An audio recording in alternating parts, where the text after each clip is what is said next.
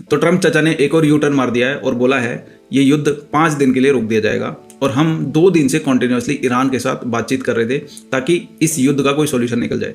और ईरान का भी यहाँ पर रिप्लाई आ गया है। पहला रिप्लाई है कि ट्रम्प के साथ हमारा कोई भी डायरेक्ट कॉन्टेक्ट में नहीं था पर्सन। दूसरा कि ट्रम्प सिर्फ और सिर्फ टाइम बाई कर रहा है। तीसरा, ट्रम्प हमारी फर्म वार्निंग के बाद विड्रॉ करना चाहता है। चौथा, ये साइकोलॉजिकल वॉरफेयर है जो ट्रम्प खेल रहा है।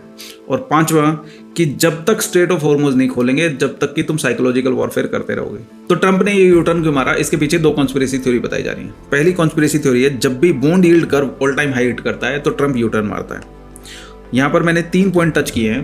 पहला पॉइंट है 10 अप्रैल का, जब ट्रम्प ने यू टर्न मारा था, पूरी दुनिया के ऊपर टैरिफ लगा दिया था। उसके बाद ट्रम्प ने एकदम से आके यू टर्न मार दिया क्योंकि यहाँ पर ऑल टाइम हाई हिट किया था बॉन्ड यील्ड कर्व ने।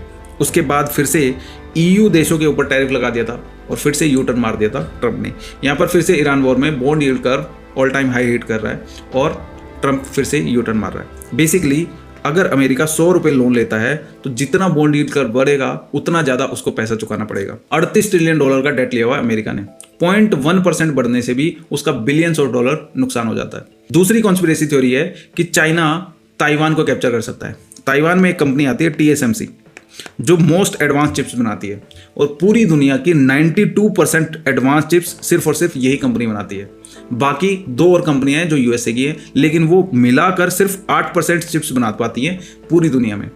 तो अगर चाइना इस कंपनी को कैप्चर कर लेती है तो ये बैकलैश होगा अमेरिका के लिए, और अमेरिका ईरान के साथ युद्ध में नहीं फंसे रहना चाहता ताकि इस कंपनी को बचाया जा सके। और साथ में ट्रम्प को 75 देशों का फोन आया है, उन्होंने ट्रम्प को क्रिटिसाइज किया है इस वॉर के लिए।